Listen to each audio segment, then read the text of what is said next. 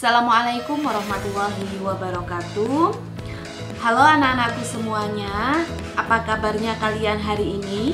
Semoga kalian semua dalam keadaan sehat dan dalam lindungan Allah Subhanahu wa Ta'ala. Amin. Dan semoga kalian semua masih tetap semangat mengikuti pembelajaran jarak jauh ini. Meskipun kita pembelajarannya tidak tatap muka, mungkin dengan video ini bisa sedikit membantu kalian dalam memahami materi yang akan saya jelaskan di pertemuan kedua prakarya ini. Nah, di dalam pembelajaran kali ini, kalian harus menguasai 3 hal, yaitu yang pertama, mempelajari jenis bahan keras alam dan ciri-ciri yang terkandung dalam bahan keras alam yang akan dibuat menjadi produk kerajinan. Yang kedua, mengamati beberapa produk kerajinan dari bahan keras alam dan mengumpulkan informasi mengenai bahan kerajinan yang akan dibuatnya. Dan yang ketiga, identifikasi karakteristik bahan keras alam. Jadi, perhatikan materi ini baik-baik supaya kalian bisa menguasai 3 materi ini. Setelah minggu lalu kita mempelajari materi tentang pengertian bahan keras dan juga prinsip kerajinan bahan keras. Sekarang kita akan mempelajari tentang jenis dan karakteristik bahan keras. Kalian tentu masih ingat bahwa bahan keras itu dibagi menjadi 2, yaitu bahan keras alami dan juga bahan keras buatan. Bahan keras alami adalah bahan keras yang berasal dari alam. Sedangkan bahan keras buatan itu adalah bahan yang telah mengalami pengolahan sehingga menjadi keras. Tentu saja kalian masih ingat ya materi minggu lalu ini. Sekarang kita akan mengidentifikasi bahan keras yang digunakan untuk kerajinan. Yuk langsung ikuti materi ini dengan baik-baik. Sekarang kita akan identifikasi dulu untuk bahan keras alami. Ya, tadi saya sudah sedikit menjelaskan tentang bahan keras alami. Bahan keras alami itu mudah sekali kita dapatkan dan relatif harganya murah karena beberapa bisa kita ambil langsung dari sekitar kita. Banyak sekali ya yang ada di sekitar kita. Contohnya apa? Ada kayu, ada rotan, ada bambu, batu, kerang, dan juga biji-bijian. Nah, sekarang kita akan identifikasi beberapa tentang bahan kerajinan keras. Yang pertama, kita akan identifikasi dulu tentang kayu. Kayu kemarin sudah kita bahas juga bahwa kayu itu adalah bagian dari batang ataupun bagian dari ranting yang telah mengalami pengayuan. Nah, jenis-jenis kayu itu ada banyak sekali ya jenis kayu. Nah, sekarang kita bahas dulu yang pertama, ada yang namanya kayu kamper. Kayu kamper ini lebih dikenal dengan kayu Borneo. Jenis kayu ini sering digunakan untuk bahan membuat kusen pintu dan juga kerangka jendela. Kayu kamper tidak disukai oleh rayap ataupun serangga, sehingga kayu ini lebih awet daripada jenis kayu yang lainnya. Jadi ini cocok sekali untuk membuat pintu dan juga jendela. Yang kedua, ada kayu bengkirai. Kayu bengkirai sering digunakan untuk bahan bangunan juga, terutama untuk bahan pembuatan bangunan eksterior. Eksterior itu bangunan yang ada di luar. Karena kayu bengkirai ini lebih kuat, lebih awet, dan juga tahan dalam berbagai cuaca. Jadi cocok untuk bagian yang ada di luar rumah. Yang ketiga adalah kayu jati. Siapa sih yang nggak kenal kayu jati? Kayu jati ini sangat terkenal karena kekuatannya dan teksturnya yang indah. Kayu jati ini biasanya digunakan untuk bahan dasar peralatan rumah seperti lemari, kemudian kursi, dan juga tempat tidur. Sedangkan di Indonesia ini adalah penyuplai kayu jati terbesar di dunia. Jadi kayu jati ini sangat luar biasa ya, Indonesia bisa menyuplai di seluruh dunia. Bagus sekali ini untuk perabotan ya, untuk kayu jati. Selanjutnya yang keempat ada kayu kelapa atau kayu glugu. kayu glugu ini sering digunakan untuk bahan pembuatan bangunan ataupun rumah. Biasanya kayu glugu ini digunakan untuk kanopi teras dan juga untuk rangka di bagian atap rumah. Kayu ini memiliki serat yang jelas dan lurus, jadi lebih baik ketika kita menggunakan kayu glugu ini kita lapisi dengan cat akrilik agar seratnya tetap terlihat. Itu mengenai kayu glugu. Nah, selain kayu yang saya sebutkan 4 itu, sebenarnya masih banyak lagi jenis kayu ya. Ada kayu mahoni, kemudian ada kayu murbei, dan ada banyak lagi kayu yang lainnya. Nanti kalian harus mengidentifikasi jenis-jenis kayu yang nanti akan saya tugaskan pada kalian. Itu yang pertama.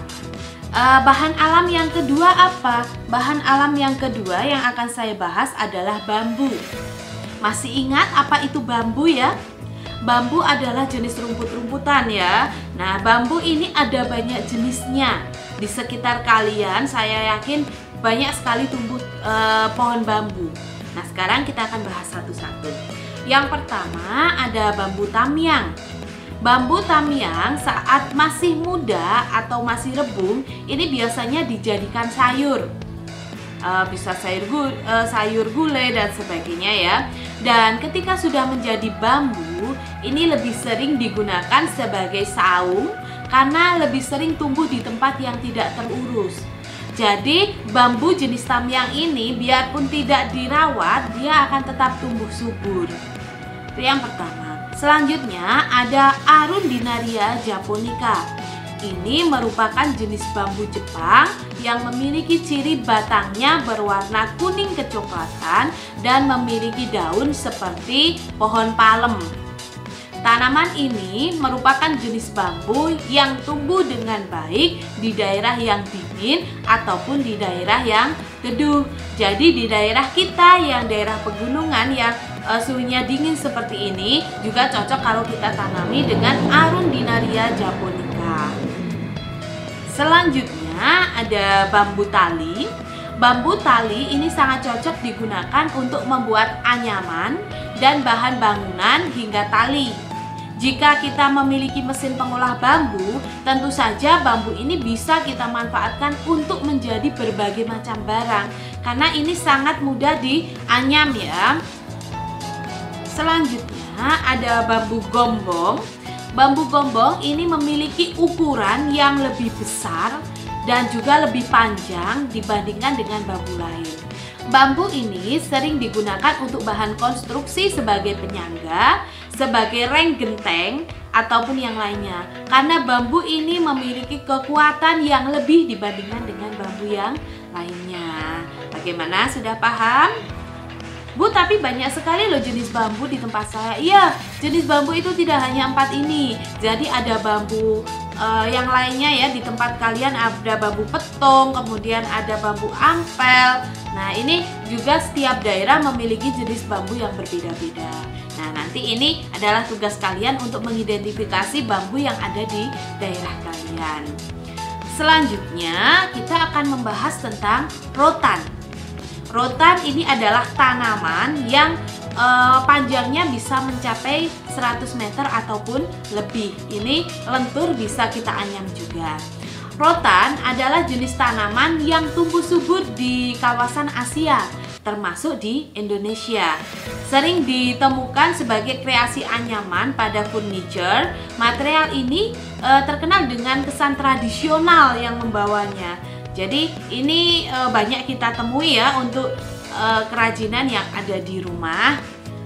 Mengapa kok menggunakan rotan? Kehebatan rotan itu bukan hanya terletak pada sifat-sifatnya yang lentur, kuat, dan mudah dibentuk. Material ini juga tergolong sebagai bahan dasar yang cukup mudah dengan estetika ala tropis yang menggoda. Produk dari material ini mudah beradaptasi dengan lingkungan sekitar, sehingga menjadikan mudah diaplikasikan baik untuk bagian outdoor ataupun luar rumah ataupun indoor. Indoor itu yang ada di dalam rumah, jadi bisa dipakai di dalam ataupun di luar rumah. Itu mengenai rotan. Selanjutnya adalah batu. Batu di Indonesia itu sangat kaya jenis bebatuan yang beraneka ragam. Banyak daerah di Indonesia menjadikan bebatuan warna sebagai produk kerajinan seperti aksesoris pelengkap busana dan juga sebagai penghias sebuah benda. Aksesorisnya yang dari batu apa? Biasanya ada cincin, ada gelang, ada leontin, ada bros, dan banyak lagi yang bisa dimanfaatkan untuk busana. Batu itu memiliki beberapa jenis. Adapun jenis batu yang banyak digunakan untuk produk kerajinan adalah batu hitam yang keras ataupun batu padas berwarna putih atau kecoklatan yang lunak. Sedangkan teknik pengolahan dari batu ini biasanya menggunakan teknik pahat dan juga teknik ukir. Itu mengenai jenis dan karakteristik bahan keras alami. Nah, sekarang kita akan membahas tentang bahan keras buatan. Kerajinan yang terbuat dari bahan keras buatan merupakan sebuah kerajinan yang dibuat dari bahan yang telah mengalami pengolahan kembali dan itu akan menjadi keras. Itu yang namanya buatan. Jadi diolah dulu ya untuk yang namanya bahan keras buatan. Yang termasuk bahan keras buatan itu ada apa saja? Yang pertama ada logam. Logam adalah unsur yang jumlahnya paling banyak di bumi ini. Sampai saat ini terdapat 65 logam yang terbentuk secara alami di bumi. Namun hanya sedikit yang bisa dimanfaatkan secara benar. Hanya mencapai 20 jenis logam saja. Nah, di antara jenis logam yang sering kita temui antara lain adalah emas, perak, kuningan, tembaga, dan aluminium. Itu yang kerajinan bahan keras alami dari logam. Selanjutnya ada kaca. Kaca adalah zat tembus cahaya dan jernih. Kaca merupakan bahan yang banyak dibutuhkan oleh manusia karena sifatnya yang tembus pandang dan juga bisa memantulkan pandangan pada sebuah benda. Sering kan kalian memanfaatkan kaca di rumah untuk jendela, untuk cermin, itu kan juga menggunakan kaca. Kaca ini sangat bermanfaat untuk orang banyak, terutama untuk menghias rumah, gedung, perkantoran, perabot rumah tangga, meja, almari, dan sebagainya. Ini mengenai kaca. Selanjutnya adalah fiberglass. Material fiberglass adalah salah satu jenis fiber komposit yang memiliki keunggulan kuat tetapi tetap ringan. Fiberglass bisa digunakan untuk bahan pembuatan atap, mobil, perahu, tangki air, perahu payung promosi, dan sebagainya. Banyak sekali yang sudah memanfaatkan fiberglass ini. Material komposit dari fiberglass ini terdiri dari penguat.